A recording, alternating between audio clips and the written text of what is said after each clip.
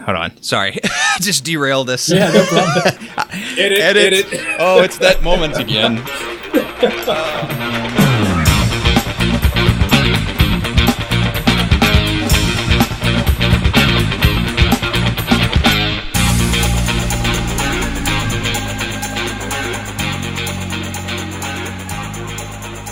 Hello, everybody, and Happy New Year.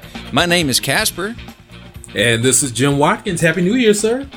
Happy New Year to you too, man. It's been an awesome 2017. Oh man, there's so much has been going on. We'll have to talk about this one of these days. We are, yeah. I know we keep promising to do so, but that Yes, show right, seems to keep eluding us. Yes.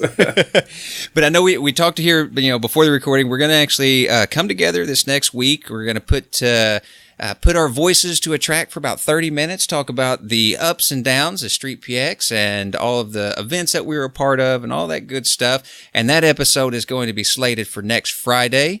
I think that is going to be 19th. Mm-hmm. Because calendars and dates. But today it is January 12th, 2018. You're listening to StreetPX, a photography podcast for and about photographers interested in the human interest stories of the world. And on this episode, we're bringing in Brenton Gieser of San Francisco. It's a special one, and we're trying to get him in just before his upcoming public film screening and fundraiser. And the project's called Tender Souls Project, and it's a focus on the people there in the Tenderloin in San Francisco, which if that's going to be happening over at Covo, that's at 981 Mission Street. They're on January 18th. It's running from 6 p.m. to 9 p.m. And you can get tickets over at Eventbrite. We're going to throw the link up on the StreetPX website. That's going to be the webpage for this episode. And all those little, that bits of information will be available to you there. What else? Oh, last night, Steve Bowman's opening. Wasn't that great, man? Everybody from San Francisco that usually has a camera in hand was there, weren't they? It was very, very well attended. I tell you. I mean, you're right. The who's who of photography were there, man. Steve. For Steve. He's a friend of ours and one hell of a photographer. It's much deserved. The Leica store welcomed him in, and he truly deserved that. Yeah, remember his show that when we interviewed him a few episodes back. Seems like an eternity. It seems like an eternity now. But what a compelling story that he had, and it just bears out in this book that he's published, and the book signing yesterday. His talk. It was fantastic. Yeah, I remember, and we'll probably talk about this on a recap episode because it was one of my favorite shows when he was talking about his time there in Haiti. Dealing with the post-baby doc situation. And so, I mean, the big thing is the book that Steve, he had an opening and a book signing all at the same night there at the Leica store. And we got our copies of Almost True, which is sweet. This thing is fucking amazingly made. It is. It really is. I'm very impressed, and I've got a ton of photography books sitting over here on my shelves, and this one it fits well. It's got perfect perfect dimensions for a bookshelf. But I do love the way that he has his spread set up. It's 2-page spreads. And I noticed, I was talking to him afterward, and he did a very interesting thing. He actually has it segmented out using border colors, like white borders or black borders for the pictures, and it kind of helps guide you through the book. It's a really great use of sequencing. Mm-hmm. Yeah. Fantastic, man. Yeah. So I'm rambling on here, and we want to get into this episode, this interview here with Brenton. We did have a few minor technical difficulties with this interview. We talked to him a few weeks ago, just before or there around Christmas, and we had to get him at that time because he had just become a dad. So big congratulations out there, Brenton. And we snatched him up similar to how we did Rami. Said we caught Rami before, before. But we got him in here, and one of the unfortunate things is I think one of us might have been too close to a hard drive or a computer or a network or something, so we got a little bit of electrical sound. But I don't think you guys will hold us too close to the fire on that. We worked some editing magic and got it as acceptable as possible, and we just didn't want this episode to go lost because of something simple and insignificant such as that. Cool. So yeah, anyway, without further delay, Glass Key Photo. Shit, that's right. You got to plug these guys, man. I got to plug my boys over here, Glass Key Photo. Gordon and Matt. Yes, they will. I definitely. If you are in the San Francisco area, you have to go and check out Glass Key Photo. They are located over at 1230 Sutter Street. This is the place for analog photography. If you're looking for film, if you're looking for camera repairs, if you're looking for a badass zine created by one of our local artists here in the Bay Area, that is the place to go and get one. It's also a great place to go and talk to Gordon or Matt. And if you go in there enough times, they got this giant, large format camera sitting in there, which is awesome to look at. But you can also possibly get your picture taken and become a part of an ongoing project that they've been working on there for a couple of years. I bring that up because I just recently found myself a part of that project, and it is amazing. Fantastic. We got to do a show there one of these days, man. We do. Their space is well enough for it. I think they also got a really killer basement too. Oh, nice. I haven't been to the basement yet. Yes, I kind of want to because I want to see what kind of awesome equipment and stuff is hiding out down there. Yeah. But if you are looking for analog photography gear, they are open 7 days a week from 12 to 6 p.m. And again, that's at 1230 Sutter Street. So go check those guys out. Anyway, enough with all the plugs, enough with the banter. Let's get into this interview with Brenton Gieser and talk about Tender Souls. Excellent. You're local to the Bay Area, right? I am, yeah. I grew up in the Bay Area. Grew up in a small town that anybody that lives in the Bay Area knows of called Half Moon Bay. But it's small enough where it's pretty isolated, even though it's only 25 minutes outside San Francisco. And it's definitely small town living over there. So I grew up there, do the vast majority of my work in San Francisco, some in the East Bay and Oakland as well, and currently live in the burbs of San Mateo. Oh, yes. Oh, so you ended up, that's before we started the show, we were talking about that fun kind of transition to the domesticated life. Yeah, I'm very much, as a 32-year-old, you kind of get through, you go through this, I went through this phase in my early 20s where, you're constantly trying to kind of push that away and just kind of, try to negate any path towards the domesticated life. But there's a time in your life where you just actually love all that comes with it, and it's awesome that I have an amazing wife that I just I've loved and adored for almost a decade now. But our lives have shifted, and now we have a little baby girl, and it's really kind of, yeah, thanks guys. As of, actually a little over 3 weeks ago, and it's been the coolest thing ever. I'm on a few hours of sleep today, so if I'm not off during this, forgive me. But yeah, the domesticated life, as long as I could balance it out with my creative endeavors, with my photography, my filmmaking, and all that kind of stuff, it's just such a beautiful thing. And my wife and I are finding some great balance. That's awesome. That's awesome that you can do that, especially because it's, for many, that kind of becomes that common excuse of why you don't want to go out the door. It's like, I got stuff to do today. It can wait till tomorrow, going out and shooting or. Absolutely. Yeah, you got to make sure to hold yourself accountable on both sides of the coin. You really do. You really do. Now, exactly. As far as your work today, just want to make sure we get that out there. How would you define your approach? Or would you say you're a documentary photographer or just a documentary creator? Because I know that you got video and photography working both ways today. Yeah, I mean, it's continuing to evolve for me. I think I came into the world of photography knowing that photography gave me so much from an artistry perspective. So a lot of tons of intrinsic value personally. And I love the format from a storytelling approach, but I always knew that I wanted to explore other formats as well. And I wanted the story and the subject and the subjects to dictate the format. So I wanted to keep myself kind of malleable in terms of what approaches I would take based on the stories. So yeah, more recently, I moved into kind of more filmmaking, documentary filmmaking specifically, so kind of nonfiction stuff. So that's a long-winded way of saying I don't exactly know. I would say documentarian, definitely documentary photographer. I started off as a street photographer, still love shooting in the streets, although I don't get out doing it as much. But I think the best way of kind of placing me right now is probably documentarian, given that I could go across different formats, have it be photo, video, even writing as well, and audio. Right on, right on. Did you go to school or any formal education on this, or were you one of the new vanguard of YouTube and good friends and mentors? Exactly the latter. Exactly what you said. Yeah, I mean, I got to give a shout out to Creative Live and John Gringo for giving me the foundational stuff right there. But yeah, it's really kind of, I mean, the amazing thing about photography in my eyes is that it's, to a certain extent, it's a low barrier to entry. First of all, it's an art form where you're collaborating with the outside world, right? It's an art form that requires, of course, technical components, and therefore requires money. So it's not completely available to all people, accessible to all people, unfortunately.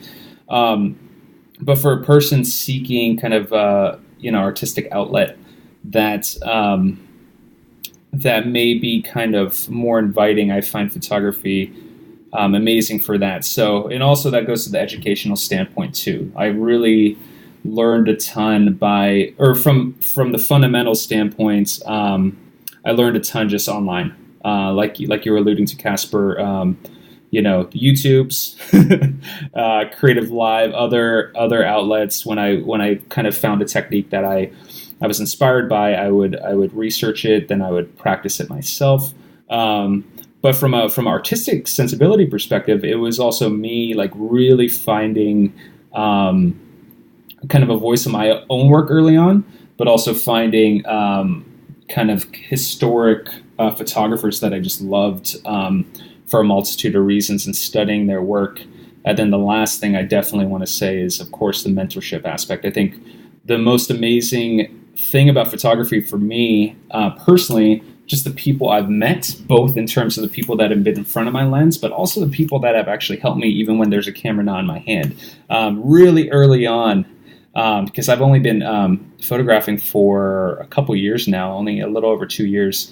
But really early on, I just ran into like a lot of different photographers. I remember running into Janet Delaney in San Francisco just randomly. My friend Shino, who's a pretty prolific commercial photographer, and all these people just gave me so much encouragement, so much help, and never gave me an ounce of doubt, which that in itself was incredibly valuable during the early stages. So yeah, it's basically everything that you said in the latter part of that question. That's awesome. And that's what makes getting into photography today so much more advantageous and so much easier. Yeah, but I like how you alluded about the price. That's kind of one of those things. It becomes a roadblock for many, especially those like myself, because I love gear, and I don't like talking about it so much on this show. But turn off the microphones and turn around. I've got an entire cabinet of just stuff I acquired over the years. Yeah. But it becomes it starts off as an expensive hobby, and for the lucky few of us, we get to take that into something different. Absolutely. Yeah. And I found it to be such kind of this word is overused, but I mean, photography's become such a transformational kind of practice for myself that I see it as kind of a potentially spiritual voyage for anybody that really gets into it. So it is kind of a shame to a certain extent that you do need to invest a certain level of money to actually get into it. But at the same time, if you're looking at it as just kind of an artistic expression, wanting to create a buffer between you and the outside world, and look through a lens or look through a viewfinder, everybody has their phones these days, and mirrorless cameras, of course, are becoming less and less expensive and more powerful. But this is still in the context of talking about the middle class here. This is not talking about people that have more economic challenges. So, anyways, we could go down that road later. Yeah. But Yeah. But I see Jim's hamster wheel is turning over there. I think he's got something. Yeah, I wanted to ask you a question, and this is a little bit away from the gear, but it's something you said about street photography, which I found interesting. You said it was a way to further contextualize places, people, and time. Could you expound on that a little bit? I found that very interesting. Yeah. No, I'm glad you picked up on that, Jim. That I think. So I guess I'll go back to like when I first started on the streets and shooting. So it was like I alluded to, it was a few years back. Yeah. I've only been shooting for a little over 2 years, and I'm lucky enough to have one of my best friends, actually Felix Uribe, who's been a photographer for the past probably 11 years or so, 12 years, and a person whose work I admired even before I was a photographer. He was my main mentor, became one of my best friends, and we were the ones who kind of hit the streets together and ultimately created Tender Souls. So anyways, he was the one who kind of introduced me to street photography. I also did a lot of that on my own as well, just kind of moving through San Francisco with a camera in hand. But I think, especially early on, I think all photographers could kind of connect with this notion that just that very practice of walking around with a camera in hand, slowing down to look through the viewfinder, seeing something unfold with the intention of capturing it, it's such a powerful thing.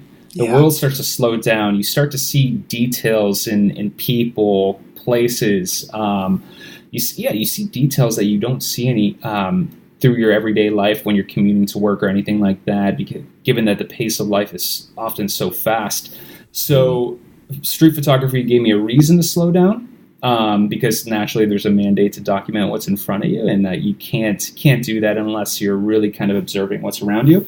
And then secondly, just the practice of it just kind of made me a more observant person, a more curious person, and allowed me to kind of further kind of, like I said, contextualize what was going on around me, and therefore in our city during any given time. Now, as you moved into your photography and got kind of more involved there, did you start off with, as many of us did, say like fine artwork or architecture or landscape, and then later move toward people, or was it the fascination of people that got you your hands on a camera first? Yeah, that's a great question. I think it's always people. It's always been people first for me. Really? And I don't know exactly why. So I did, going back a little bit, I did start off my career in kind of the social change / tech space. I was working at a place called change.org for a long time. Started a few other companies and nonprofit organizations that were kind of small scale, but people were always at the core of what I did. And it was always at the core of the purpose of what I did too. Although, at a place like change.org, which is, a big time petition platform enabling people to create change, you're often kind of thinking about the macro. You're thinking about the global impact and all that kind of stuff.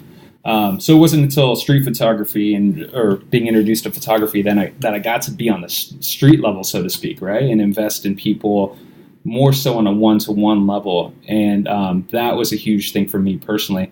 But going back a little bit, I remember the first time I picked up a DSLR camera, and it was my wife, actually. She was on the marketing team at this fair trade chocolate company in the city.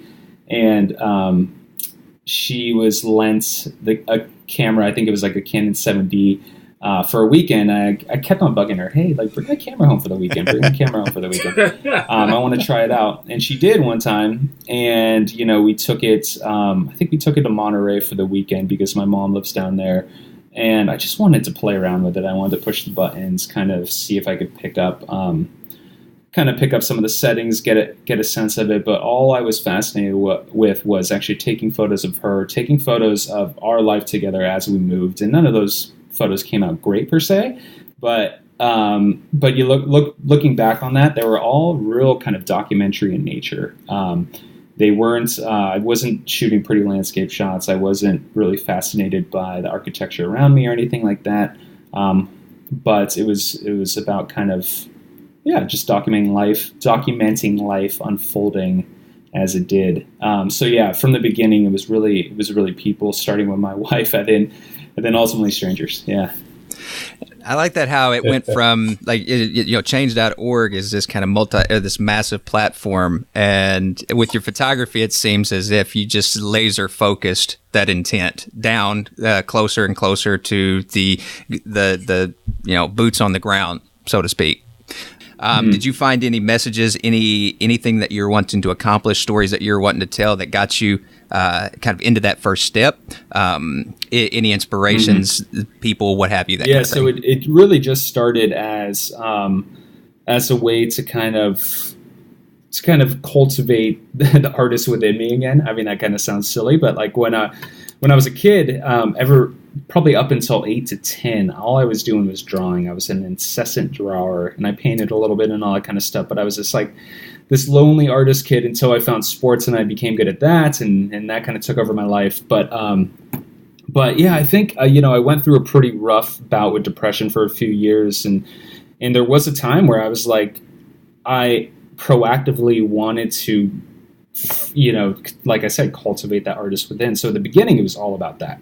It was not about, what can I create for the outside world to observe. It was a kind of a selfish endeavor, right? About, potentially healing me better, just like at the same time, just kind of growing my curiosity in kind of a new world. There's nothing more powerful than an internal struggle to help push you forward. That's for sure. For sure, man. For sure. And I think that's been the impetus for a lot of great artists, a lot of friends of mine who made career changes or just do interesting things, to be honest. I think if we could get out the other end, which oftentimes there's not always another end. It's a progressive thing, and it's an ongoing thing. But I found that art has been such an amazing way for me to continue to grow as a person and get beyond some of those roadblocks I put in front of myself. Mm-hmm. So I'm with you, man, for sure. Yeah. And so I guess beyond that, though, like quickly, I remember actually telling my wife, like, this is really weird, but like probably 3-4 months into shooting, I was like, babe, I want to be a photographer. I want to actually not just be a photographer, but I want to actually tell important stories of the disenfranchised, people that have, been misunderstood for forever, really. I mean, for sometime, maybe centuries or millennia, if we were to kind of frame it in a certain way. And so that was a pretty big thing to say, and I felt kind of silly saying that. It's like, I want to be an actor. Yeah, exactly. Or like, a 4-year-old saying I want to be an astronaut. Right. Which actually is cute then, but like, I mean, for a 30-year-old to say that, it's like, dude, you gotta make Rocket some money. Man. Yeah. But no, actually, my wife did not say that. She was like, yeah, of course you do, and you should, and you will. That's like the first thing she said. I was like, really? Like, I mean, I wasn't surprised knowing her and knowing her level of belief in me. But man, I am lucky. I'm super lucky. And that was the first thing she said with no hesitation. I remember that car ride. So from there, to get to answering your question, from there, then it became bigger than me. It became about really telling stories. And I found quickly that you can't tell stories effectively through photography if you don't make it about your subjects first rather than yourself. So quickly, I learned that, and the Tenderloin kind of became the first subject that I really became enthralled in, and created kind of this desire to tell real stories that were going on in this kind of square mile in the center of San Francisco that house the marginalized population in our city. So that's kind of the transition to finally saying, like, I want to create projects and tell bigger stories. Now, Brenton, for the folks out there who aren't familiar with San Francisco, how would you describe the Tenderloin area? Let's just talk about it. Yeah, for sure. So San Francisco, as I think most people know, even outside San Francisco, it's a small, relatively small city. It's about a little less than 50 square miles, right? And as we all know, over the past decade, maybe a little bit more than that, we've made some major shifts in terms of becoming the innovation hub for the world in a lot of ways, right? I guess shift is a good word for it. Yeah. I'm not going to use any pejorative words. It's like, I mean, it's this, I try to be as, objective as possible about this, but and maybe it's because partially I was part of the tech community before, to a certain extent, but the Tenderloin, interestingly enough, is this square mile of neighborhood directly in the center of the city geographically. So it's adjacent to both City Hall on the west side and then Union Square, the shopping district, on the east. And what you have in the Tenderloin are people, typically low-income residents. You got a lot of elderly people. You have actually a lot of children and families, mainly of immigrants. You have 6,000 to 7,000 children in that neighborhood, which people do not expect. It's actually the most densely packed neighborhood with children in the whole city. You also, how most people know it, people that live in San Francisco know it as the place that houses and supports the majority of our homeless population, our neighbors that have trouble with substance abuse issues. And of course, therefore, many of our social services and nonprofits are there too.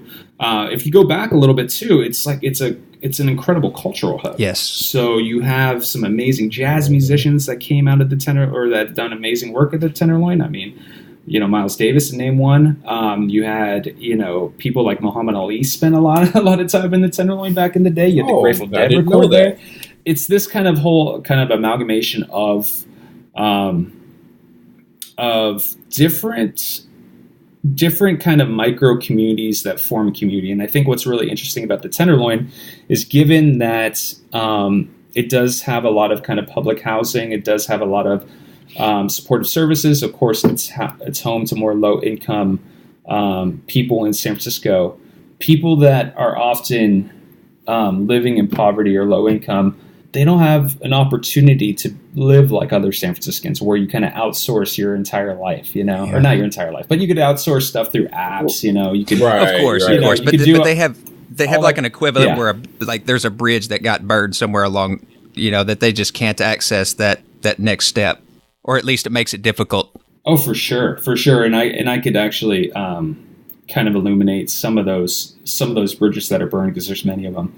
But the cool thing that comes out of that is that there's a real sense of community there. Yeah. There's this implicit need for each other, right? Like you don't have, you can't pay, X amount of dollars a month for a nanny. So you have your neighbor help look after your kid, right? Like if you have mental health issues and you're writhing in bed for a month because maybe you're a vet who has hallucinations about what happened in war or something like that, and you can't get out of bed, you'll have your neighbors come by and give you water, drop off food. And that's a beautiful, beautiful thing that comes out of the Tenderloin. And I've seen that many times over in different forms. It is interesting how the more money that's injected into a community, the less community it actually becomes. Yeah, absolutely. I think that's a very strong correlation that we could look into sometime, maybe. It's a scary one, especially the way that our country and our priorities end up taking us. Everything, it seems, every consumerism approach, every economical change, it seems like we as a nation slowly start deviating away from the concept of community and more toward kind of like isolationism. I completely agree with you. And I won't go too deep into my thoughts on that, but no. But I think that's a debate for another day. Yeah, for sure. But I agree with you, and I think the commoditization of a lot of kind of like stuff I alluded to, like having childcare or different things you could get from your community members, are now all you could buy that stuff, right? So there's this kind of economic factors making us more isolationist, and then of course we know about a lot of cultural factors that lead to that as well. But topic for another day. Exactly. Not to deviate, but this is a great kind of transition into Tender Souls, which is a big part of where we're going right now. What this episode is about is your project, Tender Souls. But before I start bantering and rambling on, go ahead and give us a quick summary of what this project is. Sure. So it's Tender Souls has taken on kind of two forms in the past, past 2 years, year and a half. It first originated as a project that was created by both myself and Felix Uribe, who is both a mentor of mine, one of my really good friends. And so both him and I have ties to the Tenderloin. I have some personal ties with family members and stuff like that, but I also served on one of the boards at Glide, which is actually the largest social service organization in the city, I guess outside the city itself. So I was on kind of like this younger professional board for Glide for I think about 2.5 to 3 years. So which is of course in the Tenderloin. And then Felix himself, he's done a lot of work with City Impact, and as a photographer, I did some work there prior, just kind of some casual street shooting and yeah. So that's kind of like, that was our connection to the TL. And the thing about Felix as a street photographer, he's not your traditional street photographer. I think San Francisco street photography takes on different forms. A lot of which you see, like, I mean, some of my favorite street photographers are very different from me. And I'm friends with some of them that documents kind of all the craziness that happens on Market Street, right, and stuff like that. Felix, on the other hand, he's more of a street portrait photographer in my mind. He connects with people on a really, really fascinating, deep level. And he just slows down, and he goes so slow where he really invests in people, and it's such a beautiful thing.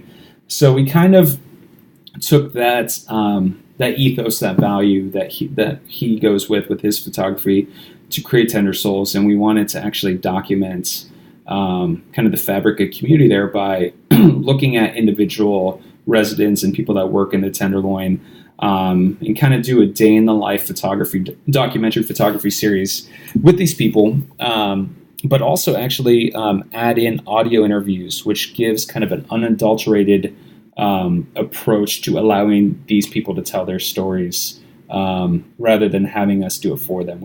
We understand that, Felix does live in the Tenderloin, and I, participate. I have many clients there, and I participate in many ways. But at the same time, I think it's important for the photographer or the content producer to not always inject themselves as the person telling the story. So we wanted to allow for the people to tell their story through audio interviews. So that's what came out. So if you go to tendersoulsproject.com, you'll see different, basically, photographic journeys with different subjects, along with audio interviews. And the subjects range from really anybody from just different residents that may live in, shelter, an SRO, to actually we had a project or a story with 2 cops in the Tenderloin, which is really interesting.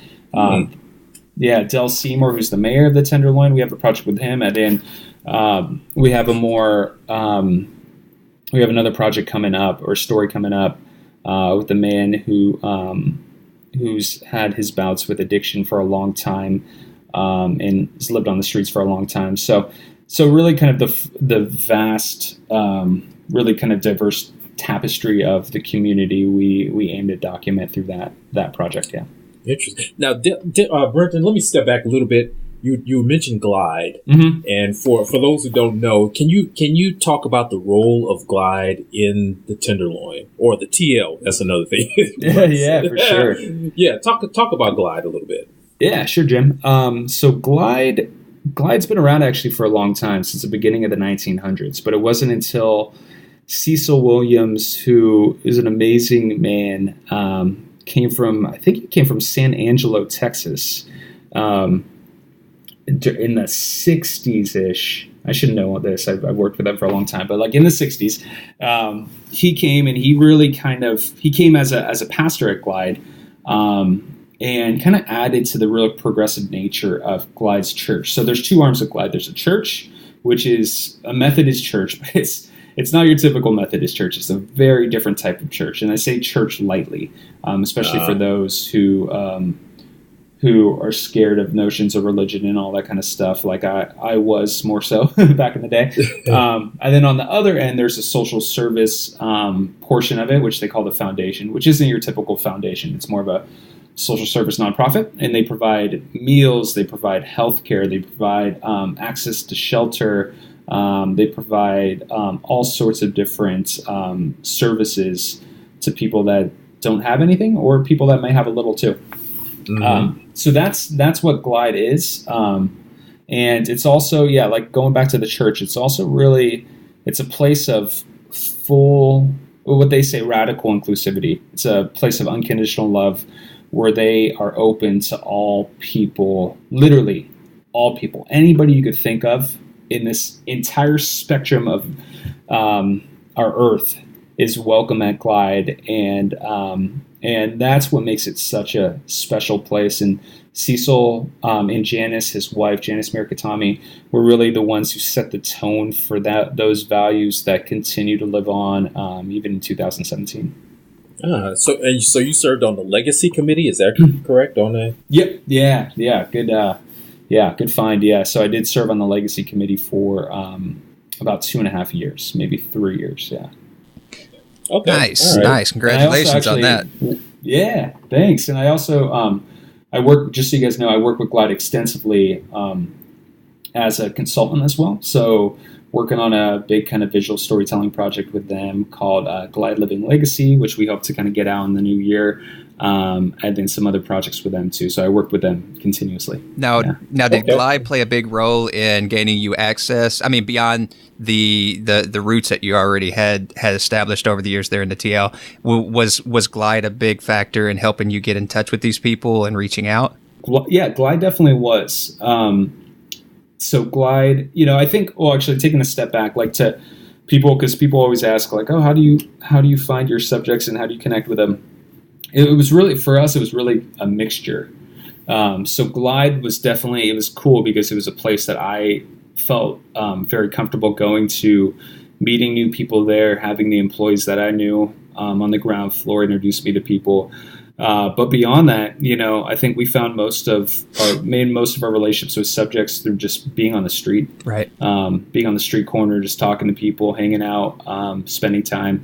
But yeah, it was a combination between working with different organizations, Glide, City Hope, Project Open Hand, a bunch of other organizations, but also the main thing was really kind of being on the street and being seen and seeing other people. Now, I'm really curious as to how that played out. I just want to get some quick technical facts out there. How many total interviews, or at least how many subjects have you worked with so far with this project? So I think we've published, I would have to look at the site, about 9 stories at this point. And then we have a few others queued up. We've been trying to publish 1 story per month, but to be honest, we have been kind of slowing down. We didn't decide to pursue grant money or any other outside funding.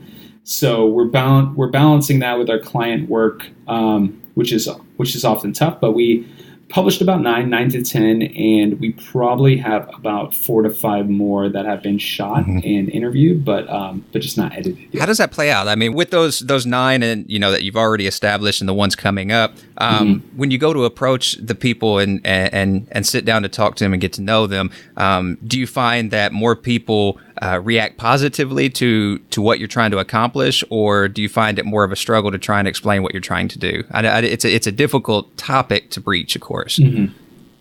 Yeah, I think that what we found is that most people want to tell their story. Most people, I think they feel that you're genuine, they feel that they could trust you.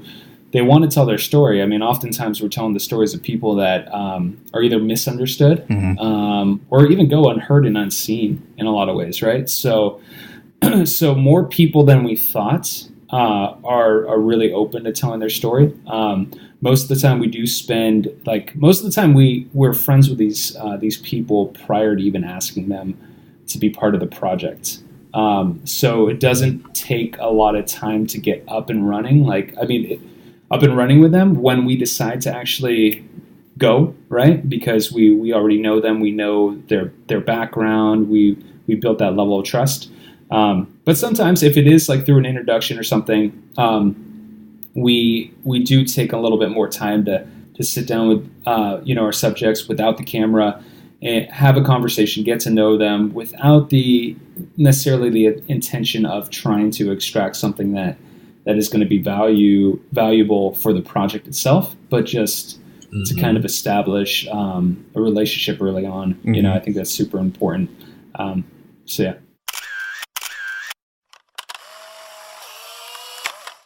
Just going to pop in real quick to throw some love to our sponsor, Glass Key Photo. This is San Francisco's premier analog photography store and a staple for many photographers here in the Bay Area.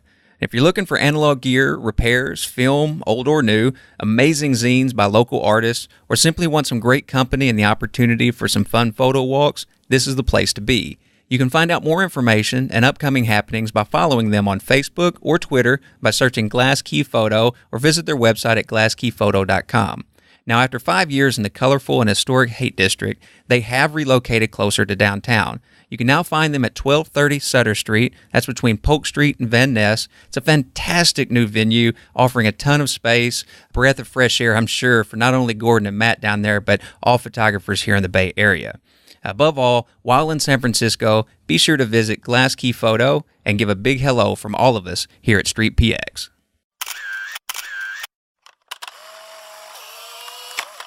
I think this is actually a good time. Jim had brought up something earlier before we started recording about the project and how it came to be. Jim, I think that'd be a good time for that question. Oh, but yeah. One of the things that I've seen, a lot of people do is that they go to a store, they go in with a story in mind, mm-hmm. and then they pursue that point of view doggedly instead mm-hmm. of letting the story develop on its own. And it seems like that's what you're doing. You're allowing the story to develop on its own, without a focused goal in mind. It's like you said, you're not trying to extract something for that, for the project. You're letting the story develop and see where it takes you, right? Is that pretty much an accurate characterization of what you're doing, or your approach? Yeah, no, definitely. I think that's a really important thing to point out. I mean, I think there's value in both approaches. We decided to not take a didactic approach into storytelling, to come in with a very specific point of view and try to find evidence to support that. I think there's a ton of value in that, given, mainly value in terms of having your project be seen. Yeah. I think because a lot of people are looking for further evidence to, of course, validate their thoughts or media is and all that kind of stuff. And if there's evidence for that, that's a great thing. And to document it photographically, that could be a great thing. But with us, we decided to allow the subjects to tell their story. And not have us really interject. I mean, we do have a certain set of we have a framework, and we do have a certain set of values we're bringing to the table. I mean, I'm talking about the Tenderloin from a real community perspective. I'm talking about it from a real kind of altruistic perspective. However, there's an underbelly of the TL too, and I even have friends that are could potentially be contributors to that, or or some people may think they are, but so we do come in with kind of an overarching kind of ethos and thought for what the Tenderloin is to us to a certain extent. But to answer your question, Jim, I think it's important for us to not be the storytellers ourselves, given that we're not the subjects here. We're merely kind of a medium for the stories to be told, and hopefully kind of engaging in an artistic way. Yeah. Now this might be a great segue into talking about that short documentary film that you shot, mm-hmm. because I thought it was brilliant. Thanks, Jim. Where you talked about these three people, Corey, Curtis, and Tiffany, mm-hmm. and it really, a lot of people like myself who walk through the Tenderloin, we only see the surface of it. We see mm-hmm. we see the people hanging out in the streets, how rough it looks, and things like that. We mm-hmm. we see we get a sort of negative view of it for the most part. Yeah. But when you talk about and I just want to talk about Corey for sure. a minute, where his circumstances, he got involved in an accident, and he mm-hmm. that hooked him on drugs. The opiates. I mean, Yeah, exactly, and that's how he ended up on the streets. It wasn't that he was some thug or anything. And you know, when you listen to him, you could hear the intelligence. You could hear you could hear his voice. I mean, this guy isn't some just bum off the street. This man has some intelligence. I mean, he talks. You get to see the human behind the stereotype. Exactly, man. And you brought that out. I think brilliantly. You and Felix brought that out brilliantly in that short documentary. Thanks, Jim. The Tender Souls, the film, came to be actually. It wasn't intended to be even Tender Souls, the film. It was actually part of a project I was doing for City Hope, and we had an amazing cinematographer who was interested in kind of documenting or doing a documentary on the Tenderloin, but no real way of doing so. And I decided to team up with him and actually direct the film, where he was the main shooter. And I always had this vision for a film of the Tenderloin, which was kind of back to the approach we're talking about for the Tender Souls photo documentary, which was a non-didactic approach to telling the story of the Tenderloin, just very human-centric, not really invasive from a filmmaking perspective, right? So, you know, given that, it makes it easy because it's about the subjects, but it also makes it hard because you can't really, you're trying not to steer it as much. So, so this was something, actually, this was independent of Felix and some of the other people that worked on the photo documentary, because like I said, we didn't know it was going to be Tender Souls until we finished the film. We're like, man, this is Tender Souls, you know. And the cool thing is, there's that fluid part. Yeah, exactly. Kind of fell into it, and luckily Felix was super. He was like, yeah, this is Tender Souls, man. He's like, and he was amenable to having it be named that and all that. So, but anyways, to your point, Jim, you know, first of all, we wanted to make sure to tell, it was back to showcasing the diversity of the Tenderloin, both in terms of some surprising kind of quote-unquote caricatures of how we see the Tenderloin and how we don't see the Tenderloin. For example, like the family story. People don't think family when they think the Tenderloin. But also the stereotypes. I mean, most people who are middle-class folks or upper middle class, they only see the Tenderloin through a car window. You know, they drive through Taylor Street and they may see a person on drugs, or they may see a homeless person. So we didn't want to shy away from that either. So Corey represented a person who is homeless, who was actually homeless. I'll tell you more about that later. And he was homeless for 20 years. So, and then also Curtis, which I think is such an important story in the Tenderloin, a story of powerful redemption. And not just redemption, just like, oh yeah, now my life's great. But a person that actually stays in the neighborhood where he was actually using drugs for such a long period of time to actually help the neighborhood and help his fellow neighbors out. It's just such a beautiful story, in my opinion.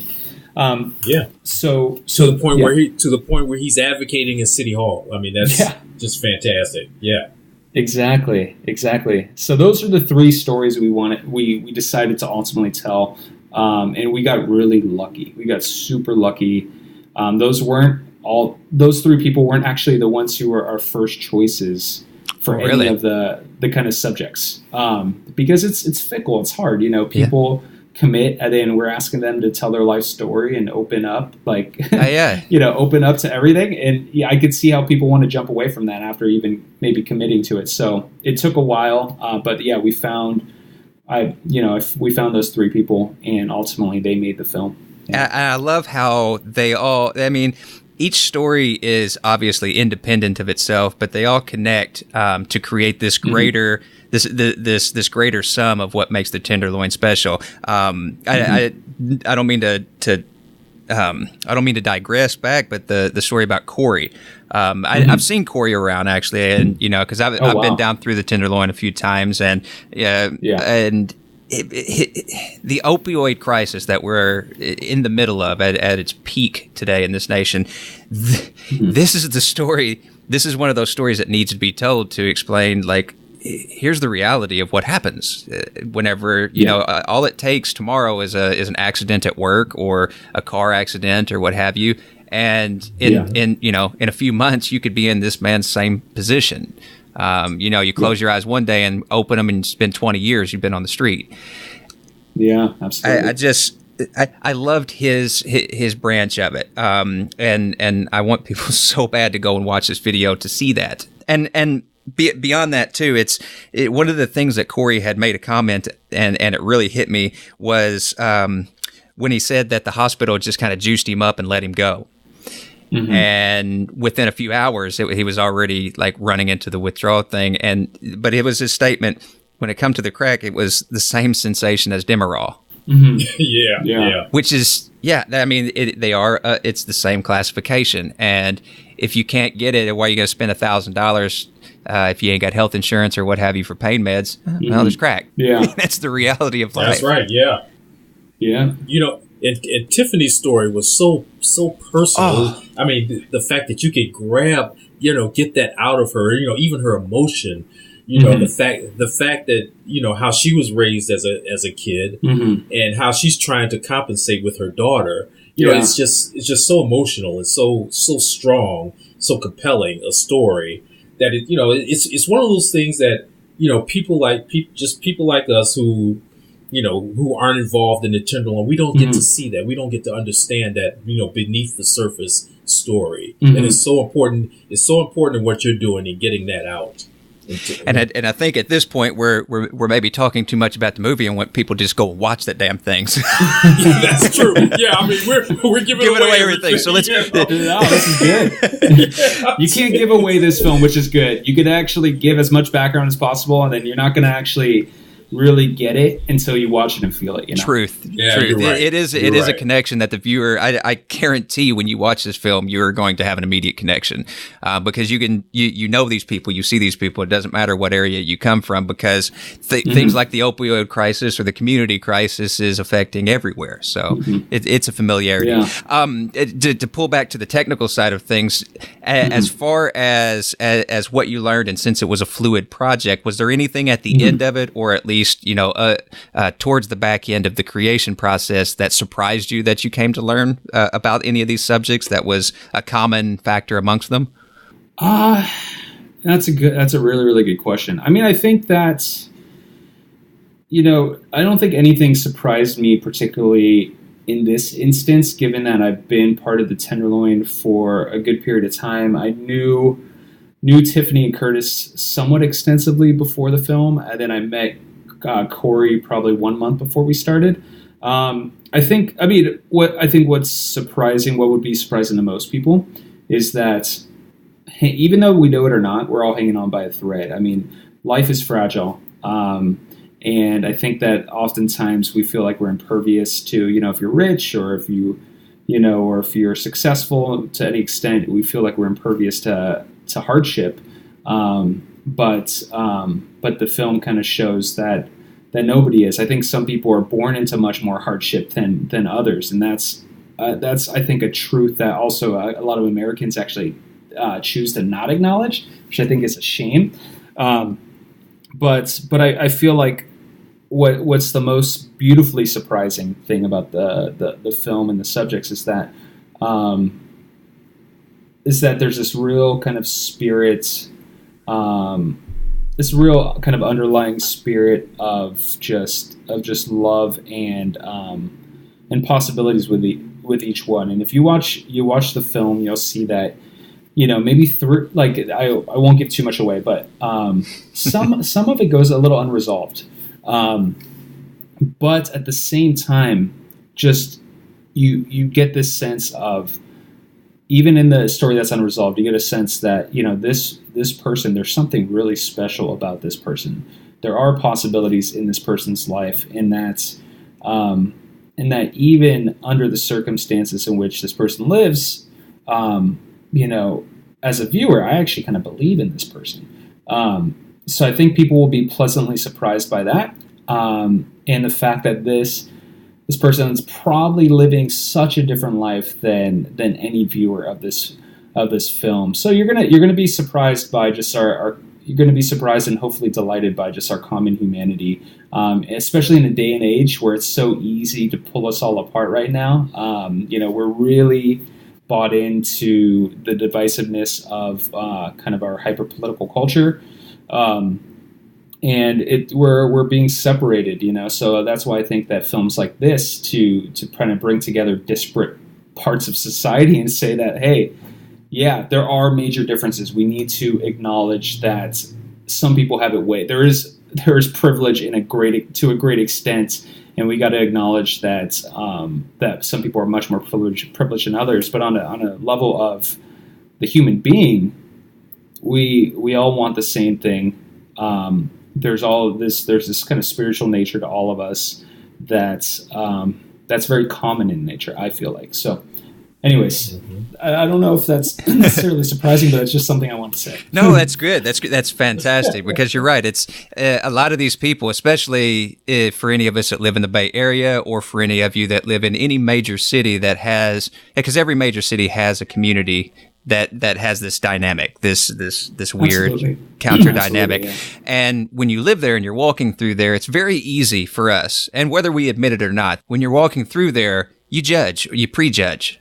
You look at these people, you don't know them, you don't know their life story or anything. So when you watch this movie, they all become humanized. Mm-hmm. Some of these people, do you have kind of, what are your thoughts or your feelings on their ability or opportunity on getting out?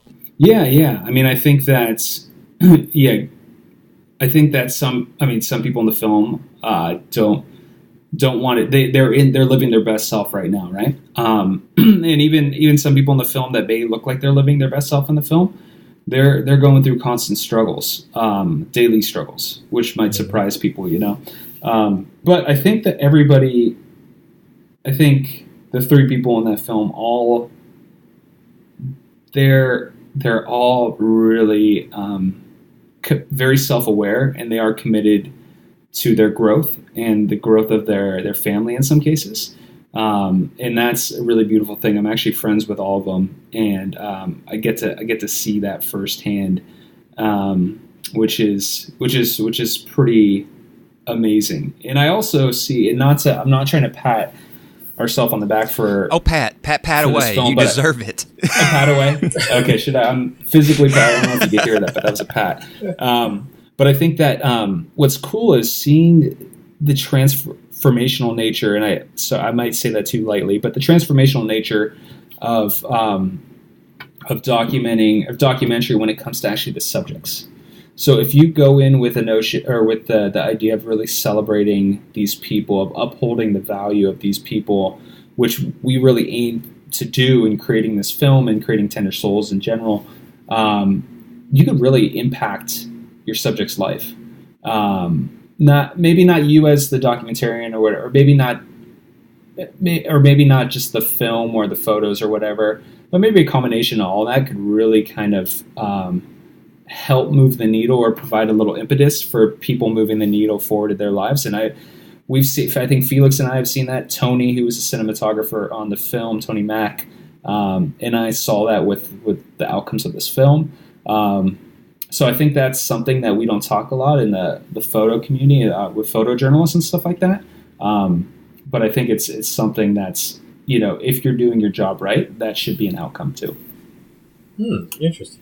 Now let me ask you this though. What do you do with your clients as far in your role as a visual storyteller? I mean, you have these clients. Mm-hmm. How do you work with them as a visual storyteller in this endeavor? Yeah. So when it comes to my freelance work, so I split my work between kind of my own personal documentary work. We're talking about Tender Souls today. There's a few other projects coming up in 2018.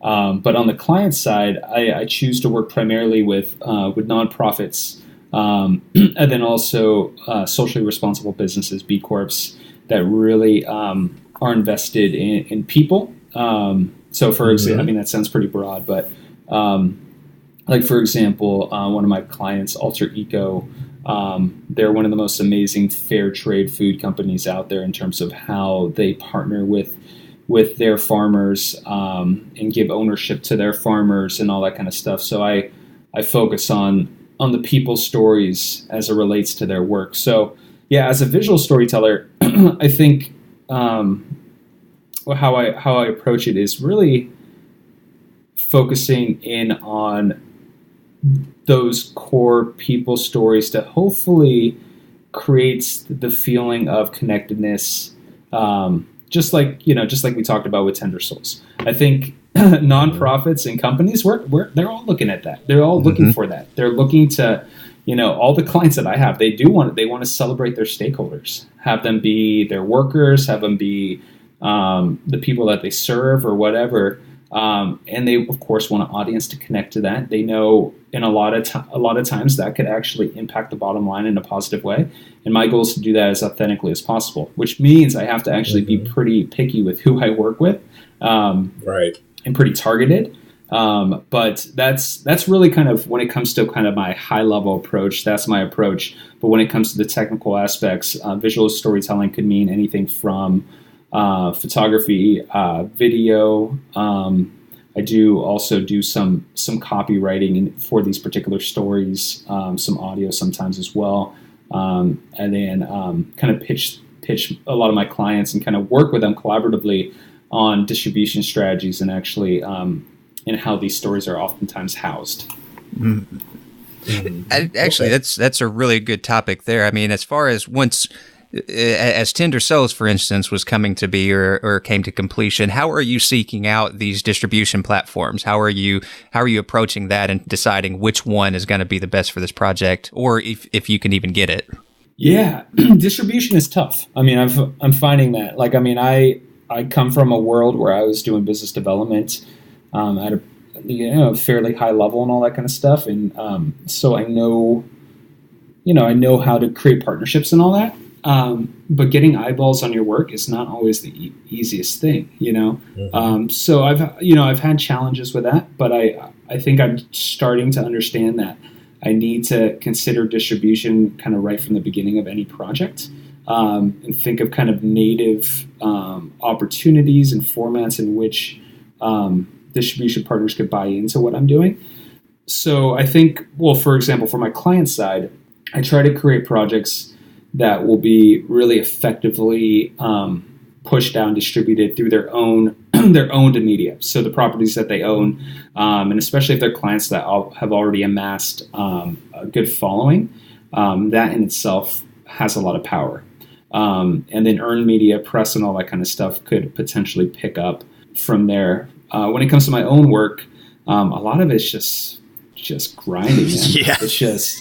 It's being targeted in who you're targeting and making as many connections as possible, and then also just playing the long game. If I'm getting into specifics, for example, with Tender Souls, I pitched a lot of press outlets, and a lot of targeted press outlets, and very few got back to me. I'm assuming like just mass emails, just email after email, or are you going door knocking? Can I speak to somebody? How are you playing that? I'm doing emails. I would use Twitter if I use Twitter more, but it seems a bit disingenuous since I've been off it for a long time to like start knocking on the doors of journalists. But I try to be targeted. I look up journalists. I read their work. Try to make sure that they're working on the type of work that pertains to the project I'm working on. Oh, that's a good tip. Finding somebody that shares the same vision. No, for sure.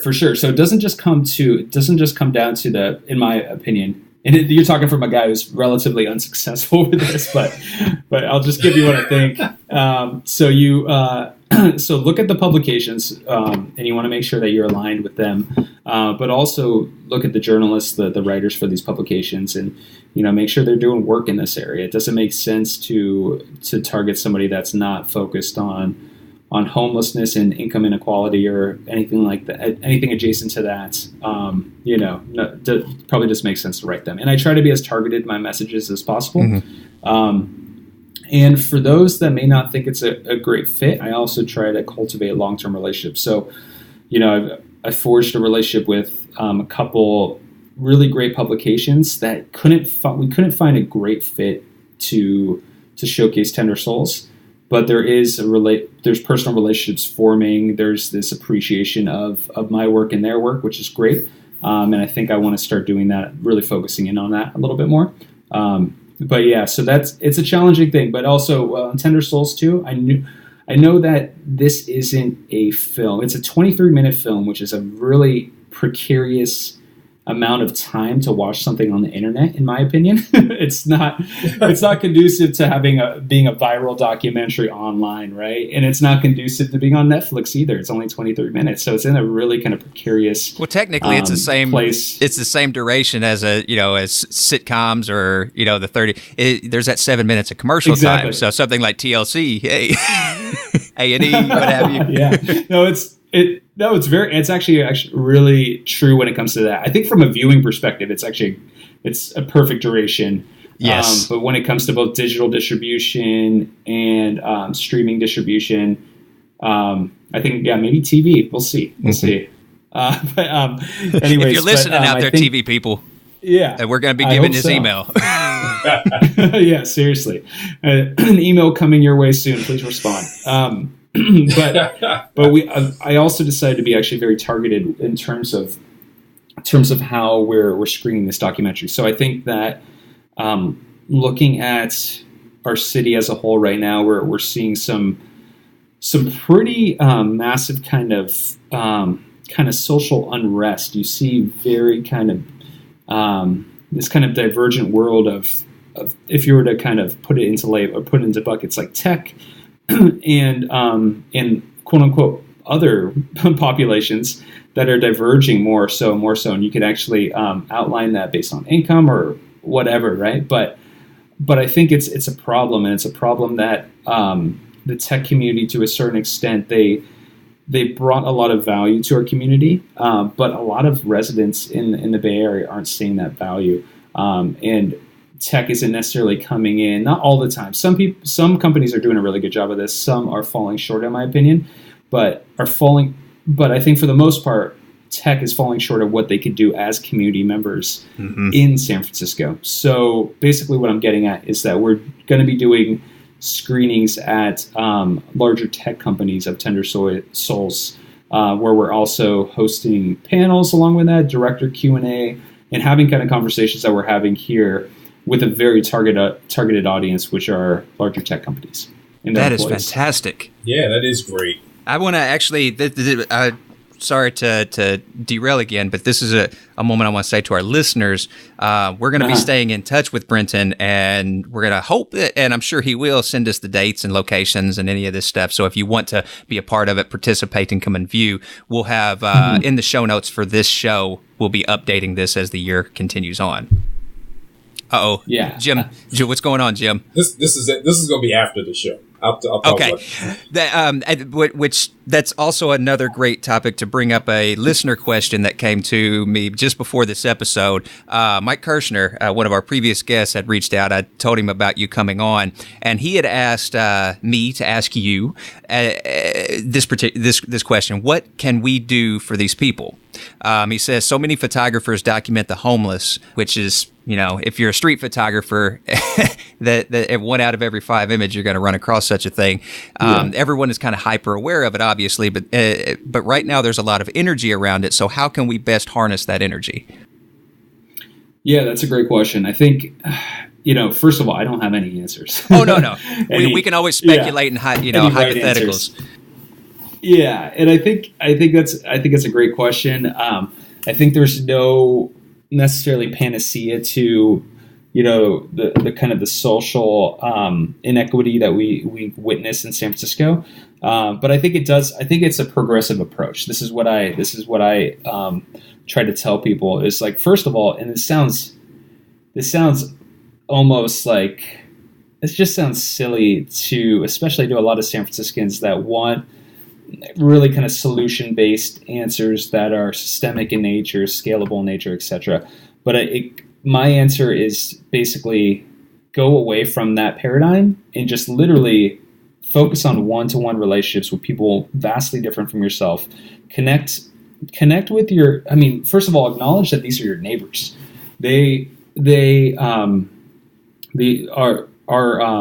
Our residents, our neighbors in San Francisco that are unhoused, they're our neighbors, and we should treat them treat them as such. I even hate saying them and all this kind of stuff because it creates this idea of separation, but it's not the case. So I think really starting by slowing down and first of all acknowledging that, and secondly just literally spending time and ultimately becoming a friend to people. This doesn't have to involve money. It doesn't have to involve any type of exchange other than some type of relational exchange, and you will be amazed at not only what it does for people that are basically, they go unseen, not just unseen, but basically walked by every single day, not just unnoticed, but actually with kind of this intent, this kind of benign neglect where if you actually, I mean, we've all done this before. If you see a homeless person in your peripheral and they may want attention, you look away, you look into your phone and all that kind of stuff. Think about the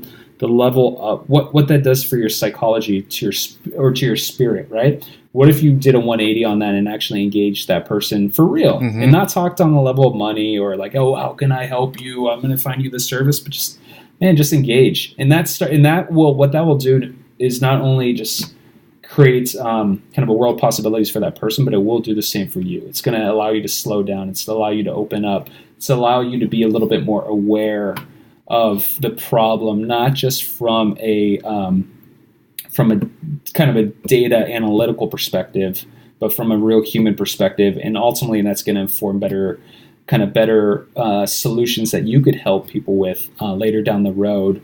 But I will say a little beyond that, from a pragmatic side, there's some amazing nonprofits in San Francisco that often go kind of underappreciated in my eyes. So I think getting up to date and really kind of acknowledging all the different service providers that are in San Francisco, knowing what they do, as a San Franciscan, that could go a long way because you can actually help to direct people. So I've been lucky enough to spend a lot of time in the Tenderloin and really know a lot of organizations pretty intimately. So when I when I run into a new friend who are now recently homeless in San Francisco, I could confidently direct them in the right direction. And there's a lot of power in that as well, because you could actually really change that person's life in that instance in a really practical, pragmatic way. I like that, and I like how you said, you made the comment about them. You feel like you say them, but you're truthful. It's not really them. Like you had noted earlier, Felix himself went through that on a first person perspective for 20 years. Did you say? No, that's not that's Corey. That's Corey. Yeah, Corey. Felix lives in the Tenderloin. Though. Oh, okay. He lives in an apartment in the Tenderloin. All right, that part gets edited out. Yeah. No, but should we just say, I mean, Felix, I could text him right now and say, hey, can we make this up about you? Because it's going to add to the story. He'd be cool with it. Now, you know what, Brendan, I would be remiss if I didn't ask you to tell me about Del Seymour. And I'll tell you why, because I feel a connection, because he's from the south side of Chicago, just like me. Oh, yeah, cool. I'm from the south side of Chicago, and when I heard him say that on the website, I said, "Oh man, this is my guy." But you alluded to him as the mayor of Tenderloin. Yeah, so Del is known as the mayor of the Tenderloin. I mean, we all know there's no mayors of neighborhoods and stuff like that. Right, maybe in some cities there are, who knows, but not here. But when people ask, like, hey, who's the mayor? Who's that person that represents the Tenderloin? It's almost every single time it's going to be Del Seymour. So is that right? He has an incredible story. He's become actually a good friend of mine over the past couple years. But, like you said, Jim, he's from the south side of Chicago. He went into the military at a pretty early age. So he's traveled around, a bit as a young person. And had a pretty interesting kind of diverse upbringing from what I know. I don't know everything about him, but ultimately, I think sorry, Del, if I'm wrong on this, but I think either in his late 20s or early 30s, found himself in San Francisco, and he got really caught up in the kind of the fast-paced culture of the Tenderloin, got into drugs, and And as he says, he did the Tenderloin from X, I think he says X, Y to Z or whatever. So basically the whole alphabet there, which can't be good, right? Yeah. And he was, and I remember the story on the website. Yeah. He was an EMT or a paramedic down in LA. Yeah, he was. So I think he was maybe not a firefighter per se, but an EMT. Wow. Yeah. Wow. So incredibly capable. Like if you meet him, which I hope you guys do someday, he's an incredibly intelligent guy. I know he was also, I believe he may have been an engineer. I remember he told me this story. I don't think this made the site, but he was telling me a story of being recruited by this company that was creating these automatic weapons, which just freaked him out. So he didn't actually take the job. This was just like kind of a sidebar conversation. Him and I don't blame you for that. Yeah. Yeah. I mean, that would freak me out. But anyways, so he's an incredibly smart, talented, and now a very driven man. And he's been like a real kind of mentor to me. But he, as you'll see on the site, if you look up his story on the tendersoulsproject.com or tendersoulsproject.com, he was on the streets for 19 years, doing all sorts of bad stuff here, to himself, to other people. And it wasn't until he connected with this man named Walter Hughes, who now I happen to be friends with as well, who's an amazing, amazing dude. He's a San Francisco native, and just a great human being, who's probably 20 to 25 years the junior of Del in terms of age. But Walter really helped transform his life. And this anecdote right here shows that there is merit to kind of what I was saying, becoming a friend to people. Because Walter became a friend to him. Dale started to feel more and more human until his life took off in this real positive trajectory. And ever since that connection was made and that relationship started to develop, he has been such an amazing advocate for the Tenderloin. He now, if you actually search Del Seymour on Google, every big news outlet has an article written up on him. It's amazing what he's, not just the attention that he's grabbed, but what he does for the Tenderloin. And he's one of those examples, similar to Curtis in the film, of people that have been through such immense struggle and probably have so many triggers when it comes to being in a neighborhood like the Tenderloin, but continues to serve that area. I think that's one of the most courageous things you could do, and he does that. So, a true leader for change. He's an amazing dude, for sure. That's amazing. Well, and that just shows how invaluable your project is, because it sheds light on these stories, and it's so important to do so. Yeah, so important. Go ahead, Cass. No, I was just going to say. I mean, exactly to that point. It's the project is so important, and it goes beyond just the three people in the film. All these interviews and everything are available through the site. Now, let me kind of put a top on this. Where do you see this project going from here?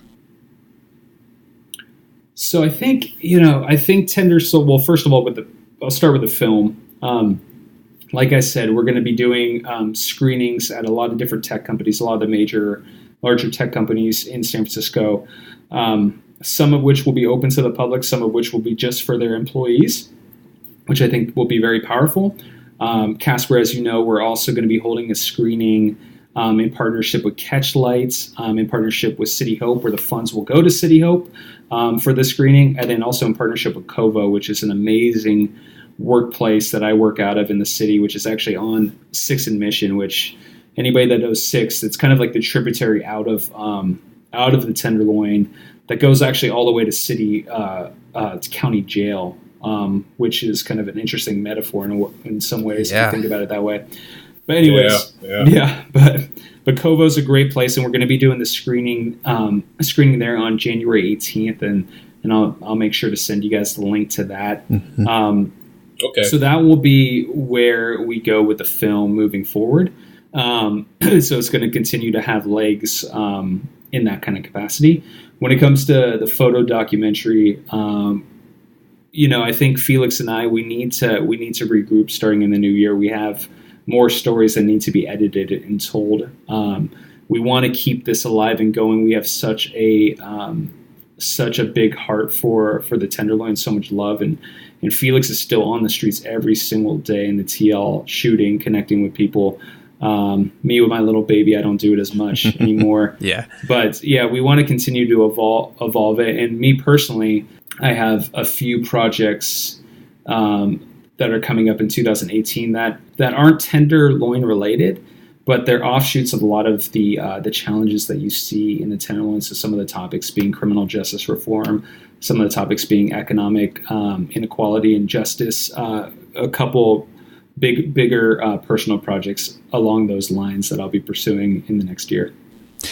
Yeah.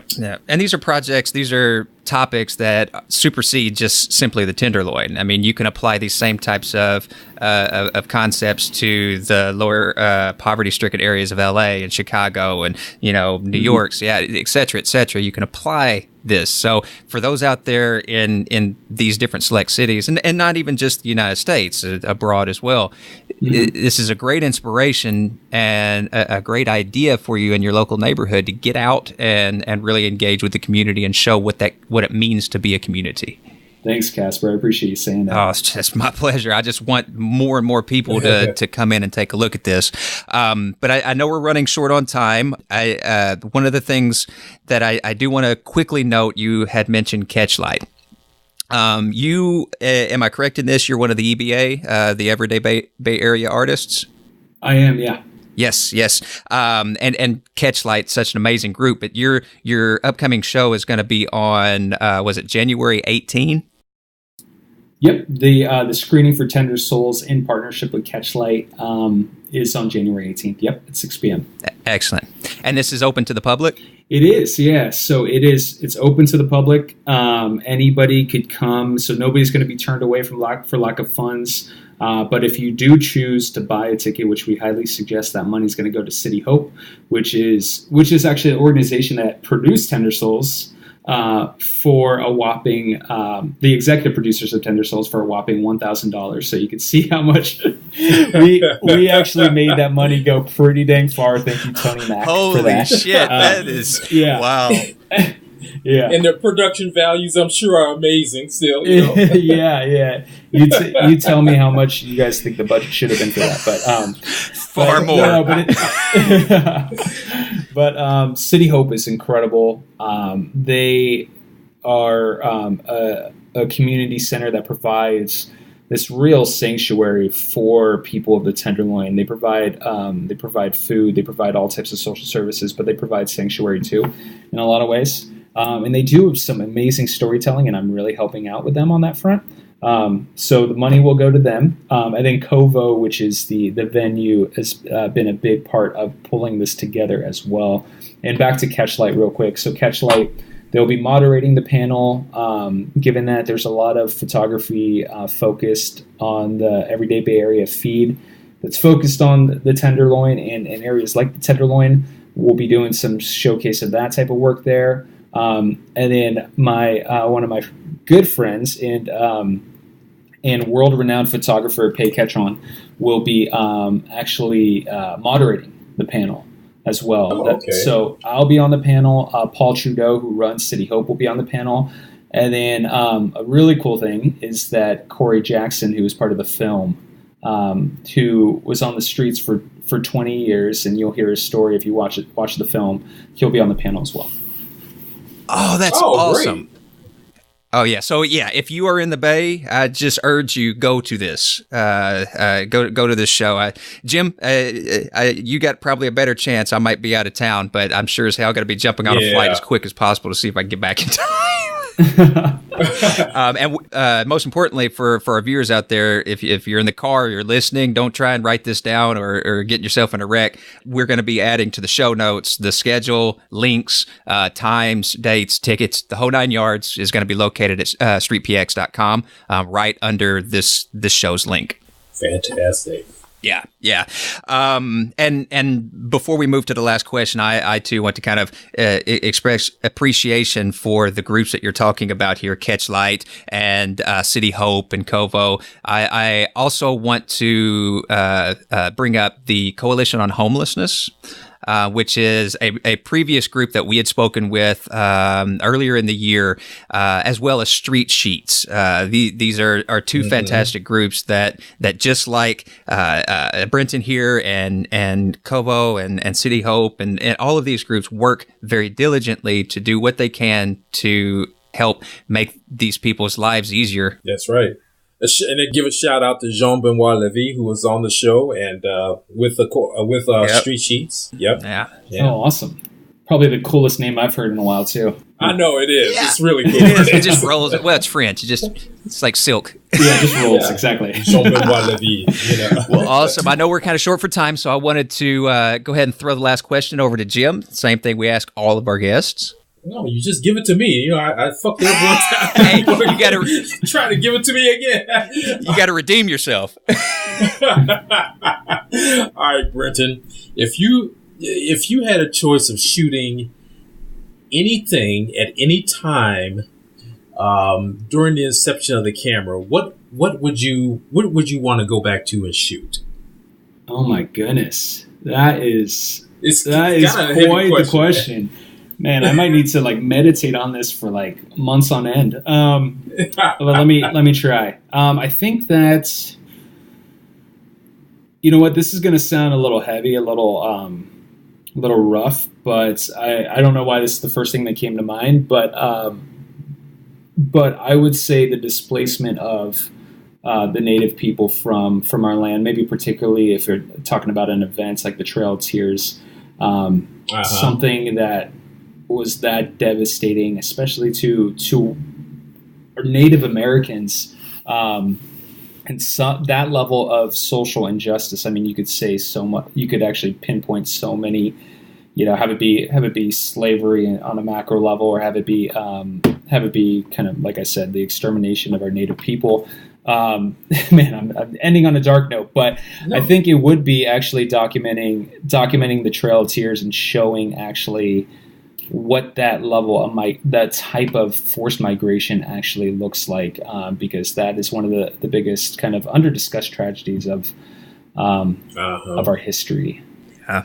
But on a fun note, I would go back to Korea and take some large format portraits of my grandparents and all that in their traditional Korean garb. I think that'd be fun. That sounds awesome. Yeah. Oh, and that's one thing we didn't get a chance to talk about. On your website, your portraiture is just fantastic. Fantastic. We'll have to do that another time. We'll have to have you back on. Yes, we will. That'd be awesome. But I love your portraiture. Oh, thanks, guys. Yeah, appreciate that. I think I smell a future StreetPX panel.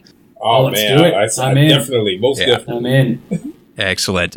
Well, let's go ahead and do this. Brenton, where can we find out more about your work? And actually, like Jim just said, the portfolio of portraits and more about the Tender Souls project. Yeah, so probably the best place to go is first probably to my website. It's BrentonGieser.com, BrentonGieser.com. I'm under the same name at Instagram too, just my full name. I keep it simple with the handles. So those two places. And then for the Tender Souls projects, the first one, the photo documentary projects at tendersoulsproject.com. And then the film could be actually seen on Vimeo, and you can find the link at tendersoulsfilm.com. Awesome. All right, Jim, where can we find out more information about you?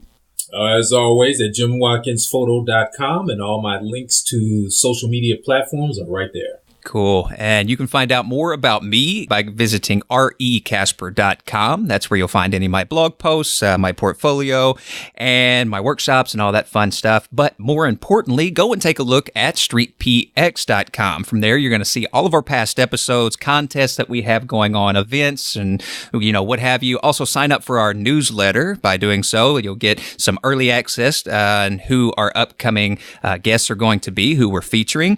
And if you want to help us keep these mics hot and keep the show flowing, then head over to patreon.com/StreetPX, and you can give $1, give a few dollars, whatever you feel comfortable with. It all goes right back into the show to help us upgrade our gear. And, we got to keep hosting all these files. And as we continue 2 years in and 50 plus episodes, that takes a network hub all to itself. So the more we get back, the better. And you don't get anything for nothing. If you do contribute through Patreon, you can get free prints, you can get ringtones, you can get access to all of our bonus material, all that fun stuff. And lastly, reviews. Gold stars are like digital currency for us. It's our version of Bitcoin.